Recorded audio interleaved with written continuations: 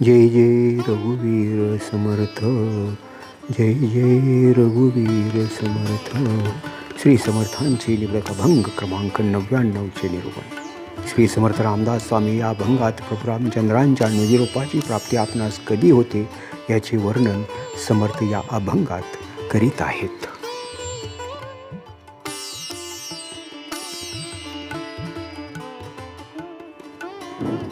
दृढ धरी मना जानकी जीवना, तेनी समाधान पावशील पावशील निज स्वरूप आपुले.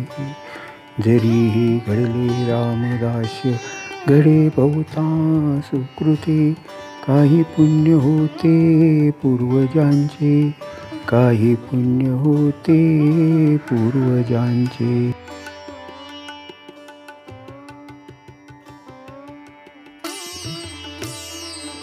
श्री समर्थ रामदास स्वामी या अभंगात विशद करतात की जानकी मातेचे सर्वस्व जीवन असणारे श्री प्रभू रामचंद्र यांच्याविषयी आपल्या मनामध्ये अढळ भक्ती जेव्हा निर्माण होईल तेव्हाच या आत्मारामाची निजरूप आपणास प्राप्त होईल. त्यातूनच पुढे आपणाला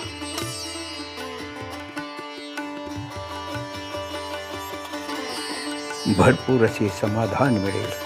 प्रभू रामचंद्रांचे दास्यत्व पूर्व सुकृता मिळेल, तसेच आपल्या पूर्वजांच्या पुण्याईमुळे मिळत असते असे समर्थ रामदास निष्ठापूर्वक सांगतात.